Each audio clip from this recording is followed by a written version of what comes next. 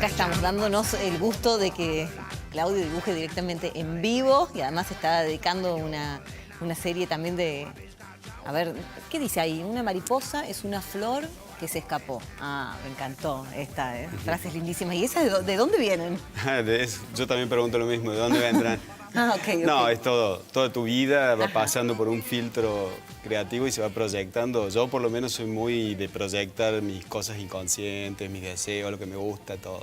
¿Y eso cómo surge? ¿Qué sé yo? ¿Te levantás y a lo mejor la mañana es el mejor momento del día o no? Se hace tan automática, digamos, la práctica de pensar. Muchas veces he trabajado a pedido que esto de la creatividad ya es parte de mi respirar, ¿no? Es como el oxígeno. Entonces, la verdad que no me doy cuenta, no es que me siento a pensar, ¿no? Claro. Y estaba viendo que haces mucho mano alzada. Le preguntaba hace un rato en el corte si ya estaba todo digitalizado, si se hacía a través de una compu, y me dice que no, afortunadamente, hasta ahora. No, cuando apareció el Photoshop, la computadora y todo eso, me entusiasmé mucho con las posibilidades que da esa herramienta. Yo trabajé muchos años haciendo el Charlie Huesos, el personaje, hacía con Photoshop, pegaba cositas, escaneaba fotos y era muy linda eso, ¿no? Pero sentía que me chupaba la energía. Sí.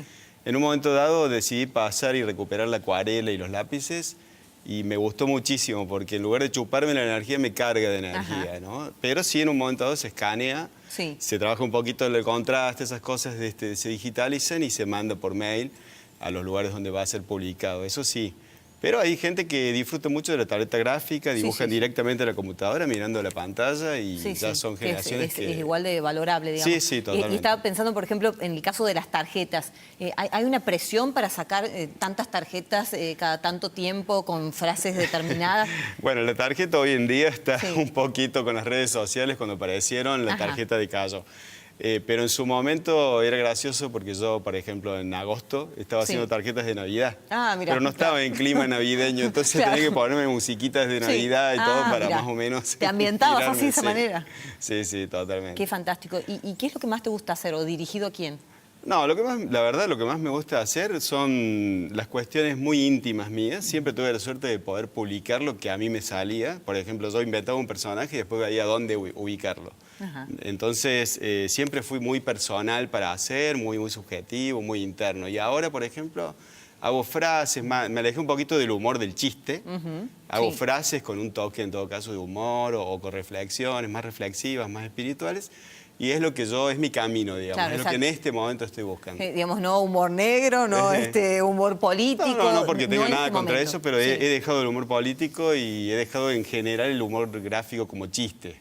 Sí, uso los recursos en la ternura y la gracia de los animalitos. Igual se lo ve como muy transparente, qué sé yo, generás como una sensación de buen tipo. Así que me parece gracias. Así que me parece que por eso salen esas producciones. Claro, puede ser. Me parece que sí, tiene que ver con eso. Ojalá. La falta de sueño, por ejemplo, ¿complica a la hora de tener ganas de estar en pareja y demás? Sí, porque te consume energía. O sea, ¿es energía pura? Y hay que recuperar la energía, el doctor lo dirá mejor, el cerebro tiene que recuperarse, necesita ciertas horas de sueño y cuando no has dormido bien, viste que te sentís, ¿no? Todo apagado, todo apagado.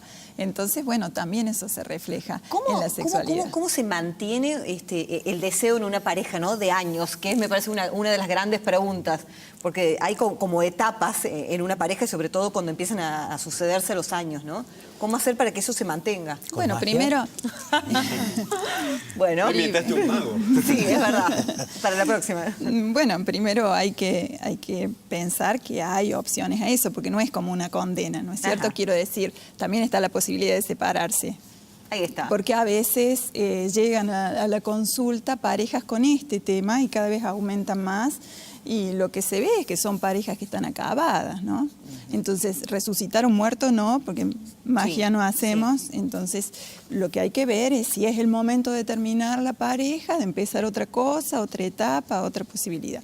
Hay gente que sí, que realmente después de un tiempo que empieza como a decaer, que empieza como la rutina, empieza con algún tipo de proceso para recuperar aspectos más vitales y puede realmente revivirlo y estar bien. Pero hay que hacer esa distinción, ¿no es cierto? No es una condena a una pareja, no tiene por qué ser, pero por supuesto que hay posibilidades de recuperación en algunos casos. En algunos casos, sí. En algunos bueno, casos. Está bueno lo que decís, ¿no? Porque muchas veces uno encuentra que no hay más deseo, pero a lo mejor tiene una motivación mucho más profunda que el mismo sexo, ¿no? Sí, yo creo que además hace falta todo, repensar toda la cuestión de la pareja, porque le ponemos con demasiada carga, quiero decir. Claro. Una pareja tiene un proyecto económico, tiene un proyecto de hijos. Exacto. También la sexualidad tiene que ser tan fantástica y tan maravillosa. Muchas veces hay que disminuir las expectativas, Ajá, como para poder estar bien también. Bueno, dicen ¿no? también que la sexualidad es tan fabulosa entre los jóvenes y al mismo tiempo entre los adultos mayores, ¿no? Cuando los problemas y muchas cargas que uno tiene, bueno, empiezan a fluir o dejan de ser tan importantes. ¿Es equiparable a la sexualidad o nada que ver? Yo creo que en la medida en la que las personas puedan renunciar al deber ser y a ese guión del que hablaba y que se puedan conectar con otra cosa. Por eso en algunas circunstancias que parecerían como a lo mejor no las más propicias, por ejemplo, cuando hablamos de adultos mayores que ya dejaron el tema de la erección porque saben que no lo van a conseguir, entonces empiezan a hacer otro tipo de juegos y otro tipo de estrategias que los lleva a sentirse mucho mejor, ¿no? O los chicos, antes, en algunos casos, sobre todo cuando han tenido una buena educación sexual, retardan el inicio de las relaciones sexuales coitales, pero mientras tanto van haciendo toda una serie de juegos exploratorios que les produce realmente una posibilidad que de otra manera no tendrían, ¿no? Placentera, recreativa, de reconocimiento, de aumento de la capacidad del placer. ¿Estará mal dada en los colegios la temática de la sexualidad? Lo que pasa es que todavía hay mucho por hacer. Digamos, más allá de que haya una ley y que se están haciendo cosas, porque realmente en distintos niveles se están haciendo, realmente apuntar a una sexualidad placentera es una deuda. Es decir, se puede hablar de una sexualidad reproductiva, se puede hablar de prevenir infecciones de transmisión sexual, se puede hablar de cómo no quedar embarazada, pero de ahí a enseñarles a los chicos y a las chicas cómo tener placer, no. Y sabes, yo doy clases en colegios secundarios, en uno en particular, y los chicos vienen y te preguntan, pero ¿yo qué hago? ¿Cómo hago para que ella tenga un orgasmo? Y te dicen, algunos van, ¿cómo hago para que ella tenga un orgasmo? O yo, ¿cómo hago para producirme placer o producírselo al otro? Bueno, este tipo de cosas todavía no están en la educación. Sos docente, ¿no es cierto? Sí, o sea que tenés contacto con jóvenes y demás. Sí, secundario. ¿Y es poco y nada la parte sexual que se les da? Ahí está el proyecto ESI, Educación Sexual Integral, donde justamente apunta a que sea mucho más que lo biológico. Pero bueno, en el colegio donde yo estoy, algunos que conozco, está un poco en pañales. Por ahora son buenas intenciones y están tratando de implementarse y creo que va a ser muy bueno porque va a acompañar, digamos, algo que los chicos ya traen, que es todo un bagaje de contacto con la sexualidad de distintas maneras, malo, bueno, muy malo a veces. ¿Y el cole no es joda? ¿Eso qué significa? Esos son libros donde de alguna manera mi experiencia docente se tradujo en humor. Creo que debe haber sido una cuestión de terapéutica, hacer chistes con eso. Y al último saqué el cole no es joda porque son frases para docentes sobre lo que significa dar clases, el amor de la docencia, por la docencia. Entonces quise un poco volcar mi experiencia ahí de qué rescato de lo bueno, porque el docente siempre se está quejando. Entonces considero que hay una manera a lo mejor de encararla desde un punto de vista positivo, constructivo, y ahí está, en ese libro. Ya lo vamos a ojear ahora en un ratito. ¿Cómo se previene el Alzheimer? Si es que existe alguna posibilidad. Digamos que hay... Cuando se llega a la consulta, digo, ya es con un problema, digamos, yo llego a la consulta y porque me olvido un montón de cosas y porque tengo ese tipo de patologías, ¿ya es tarde? Depende. Digamos, yo le hago una caricatura simple. Usted viene a la consulta y dice, vengo preocupada porque me olvido. ¿Sí? Ahora la otra imagen. Viene usted con su marido y usted dice, él se olvida. ¿Cómo que me olvido? Y el otro día no pagaste. Bueno, eso es más grave. Ahora, es mucho más común que la gente esté preocupada. En parte por lo que decía, con él también, ¿no es cierto? O sea, el futuro se hará de presentes, el pasado se hace de presente, pero lo que existe es el presente. Si yo tengo multiplicidad de tareas simultáneas, en algún momento puede fallar la atención en alguna, claro, que es relevante, y yo pierdo los documentos. Entonces, como pierdo los documentos, digo, estoy lelo. ¿Me entiendes? Sí. Entonces eso me genera una preocupación. El problema es cuando el paciente tiene lo que se llama una falla multidominio, cuando fallan la atención, la memoria, el cálculo, el juicio, la capacidad de manejar electrodomésticos, de manejar el dinero, de manejarse en transporte público, la interacción con otras personas. O sea, cuando hay muchas áreas afectadas... ¿Pero lo advierte uno mismo o lo advierte, como decías recién, el que está al lado, ¿no? El que convive? Bueno, cuando una de las fallas es esta que se llama anosognosia, yo no me doy cuenta del problema, entonces esa es una manifestación más del problema. A veces eso es cuando es una falla cognitiva, fallan las aptitudes intelectuales. Otras veces la falla es más bien de conducta. Una persona juiciosa de pronto tiene un comportamiento fuera de lo esperable para esa persona y fuera de contexto también, que puede ser en el área alimentaria, sexual, la conducta comercial o en el trato con otras personas. Y esa es la primera manifestación de algo que va a ser evidente años más tarde, porque se supone que en el momento que están los primeros síntomas, ya la enfermedad lleva unos años desarrollándose. Claro. Digamos, hay dos formas de enfermedad. Una que es la más común, que tiene su pico etario alrededor de los 80 años, digamos. Y otra que es muy rara, que es la que tiene una fuerte carga genética. Digo porque la gente tiene, mamá lo tiene, yo la voy a tener. Y aumenta la probabilidad, si yo tuve mi abuela que tuvo, tengo un poco más de probabilidad que el que no tiene familiares de primer grado. Pero nunca, como por ejemplo, le puedo decir, la maldición de Antioquía, por ejemplo. Hay una provincia en Colombia donde hay un grupo de familias que han rastreado hasta el siglo XVIII en el País Vasco, no obstante en Europa no se ha encontrado esa mutación, que tienen mutaciones, la mutación paisa, que les da una forma de enfermedad Alzheimer presenil, gente que se enferma antes de los 60, 65 años. Como la mujer que describió el doctor Alzheimer, que le empezó a ver en 1901, y que era una mujer de 51 años.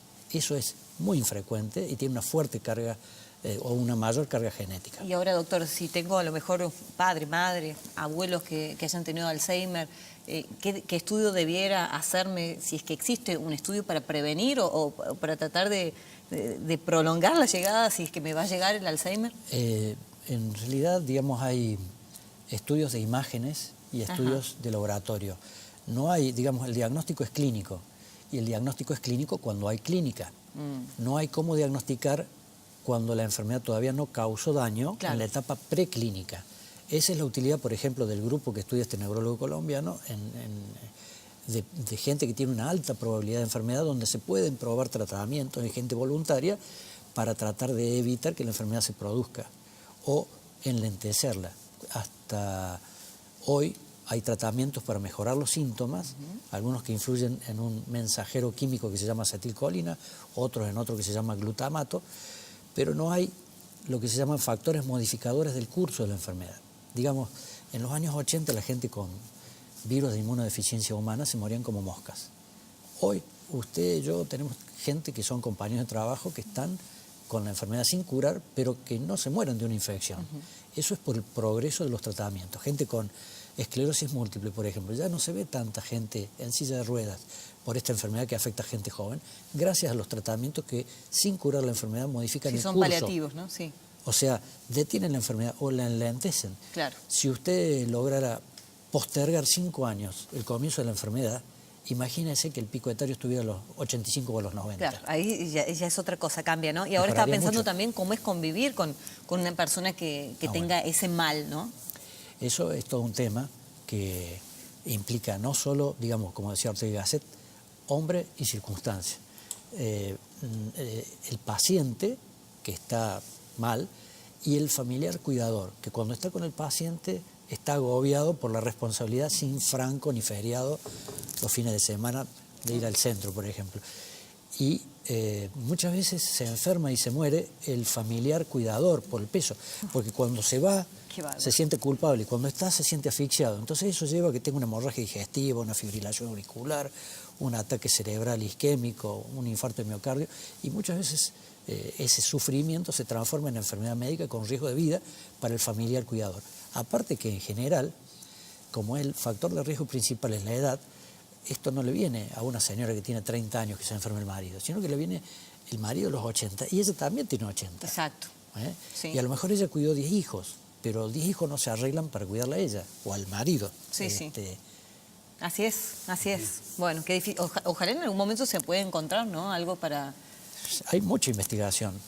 Para ayudar, digamos, durante el curso de la enfermedad, ya que no se cura, bueno, encontrar algún paliativo, vacunas y todo ese tipo de cosas. Sí, se hicieron, o sea, hay, digamos, hablan de hipótesis colinérgica y de hipótesis del beta-amiloide. En realidad son cosas, digamos, compatibles, no son mutuamente excluyentes. La hipótesis colinérgica es que a la gente le falta más acetilcolina que a gente con otras enfermedades. Aumentar la acetilcolina mejora los síntomas. Sí. Eso hoy está disponible. Ahora, para mejorar el curso de la enfermedad, se han probado, digamos, de las dos lesiones microscópicas que describió el doctor Alzheimer, hay una que se llama las placas seniles y otra los ovillos neurofibrilares. Una es una lesión fuera de las células y otra dentro de las células. El depósito de la proteína beta-amiloide se considera que es tóxica.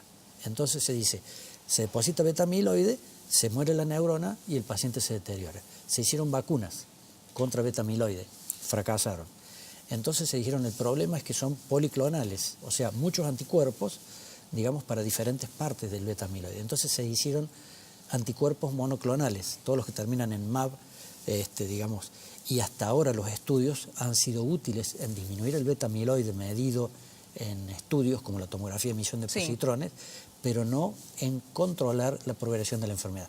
Probablemente porque se empiece el tratamiento en la etapa clínica y no en la preclínica. Claro, sí, exacto, es posible. ¿Cómo van a protestar los comerciantes? Porque ahora les toca a ustedes. Bueno, tenemos que ser muy creativos, somos creativos. La idea es hacer una manifestación en la Plaza San Martín, sin cortar ninguna calle, silenciosa, sin bombos, sin bombas de estruendos, el miércoles 25 de 10 a 11 de la mañana. Invitamos a toda la gente que nos acompañe, porque justamente es para cuidar el trabajo, ¿no? Hay otro objetivo. Y creemos que, bueno, de esa manera, sin cerrar los negocios, vamos a poder hacernos escuchar.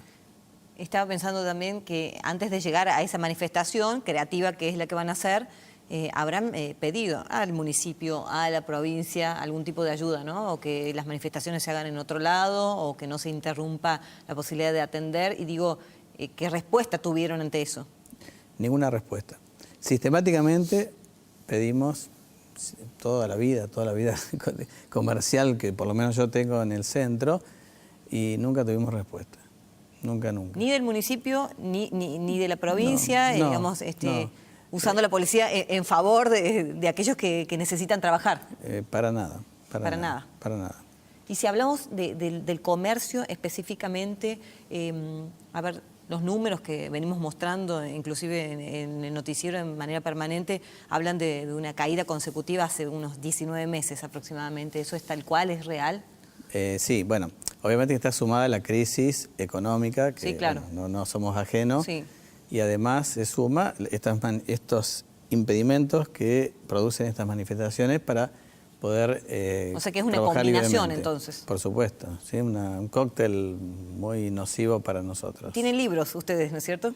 Sí, nos dedicamos a la... libros? Sí. Sí. Bueno, ahora están en plena feria y demás, así que eso también seguro reactiva un poco las ventas y el ánimo de la gente. Sigue leyendo la gente, ¿no? La gente sigue leyendo. Yo, bueno, obviamente que escuchaba al doctor hablar bueno, hay de todos los temas, ¿no? Sí. A Claudio, bueno, que somos amigos y él, sus libros están en nuestra librería. Sí. Es tan grande el género, la cantidad de géneros que hay, que bueno, es como que todo el mundo puede acercarse a la librería porque encuentra de todo. Claro, algo va a encontrar uno, ¿no? Por supuesto. Y mañana te toca un día especial, ¿no? Porque te entregan la antorcha y a partir de allí, bueno, vas a ser una especie de líder en la próxima feria de libros infantil. Sí, porque tiene la tradición de que hay un libro que conforma la antorcha, que cada ilustrador invitado todos los años lo ilustra y se lo pasa al ilustrador siguiente. En este caso, Chanti fue el ilustrador anterior del año pasado, me lo pasa a mí, que fui el ilustrador de este año. ¿Y tenían relación y demás? O sea... con Chanti, sí. con Chanti tenemos una amistad personal, Ajá. digamos. Okay, pero que va dio más la allá casualidad que él me va a pasar la antorcha. Sí. O sea que encima va a quedar en buenas manos. Sí, sí, supongo. Bueno, la cosa es que así la vamos pasando y cada ilustrador le deja su impronta, un dibujo, una frase sobre la literatura infantil sobre todo. Edición número 34 de esta, ¿no? Si no me equivoco. Sí, ¿Y sí. qué balance pueden hacer? Bueno, o sea, como dijimos, ¿no? Estamos en un contexto no muy favorable y a pesar de todo, creo que, por lo menos por mi editor de mis libros, creo que ha sido por lo menos mejor que el año pasado, he leído mejor. Y en general la feria en sí, de verla, de recorrerla, me gustó mucho. A mí me pareció muy buena. Está muy amplia toda, mucha variedad, muchas ofertas. Sí, sí. Se vio eso, muchas ofertas. A mí me encanta revolver en las mesas de oferta porque encuentro libritos que por ahí ya están dejados o son saldos y son los que más me gustan. A mí que soy gran lector. Y son aprovechables. Son los que más me gustan y los más baratos por ahí. ¿Y qué es lo que más se vendió? No, bueno, se vendieron muy bien las novelas históricas, los libros de actualidad política, actualidad económica. ¿Los libros sobre sexualidad? ¿Cómo marchan? ¿Cómo marcharon? Se venden. Y feminismo, que hay un sector... Muy actual. Hay un sector ya específico, es un género que ocupa en la estantería un lugar que es el feminismo. Hay muchos libros directamente tiene su espacio. Sí, tiene su espacio. Presentaste también un libro, ¿no? Sí, presenté, bueno, uno que ilustré, que es un libro infantil, Monstruos de todas partes, y con la editorial Yamal hemos sacado, siempre él recopila un poco mis trabajos anuales, y hemos sacado una agenda que está a punto de salir y una colección también nueva de ya este 2020 año. la agenda. 2020. Sí, 2020. Bueno, fantástico. A buscarla entonces. Doctor, gracias. Gracias por haber venido. Espero no tener que consultarlo, sinceramente. Ni nadie de nosotros. Ojalá. Gracias. Gracias a todos. Gracias. Doctora, ¿qué se dedica a usted? Ahí está, el primer paciente. Lo bueno de los libros es que uno no ve la película, la tiene que armar a la película. Exacto. Y tiene que ver con el gráfico, y tiene que ver con la lectura, y tiene que ver también con la sexualidad. Es un buen ejercicio, ¿no es cierto? Leer para el Alzheimer, para viniendo. Bueno, ¿yo qué tenía que hacer ahora? El corte. Ok. Vamos a hacer una pausa. Gracias por estar, y enseguida hablamos de política. Ya venimos.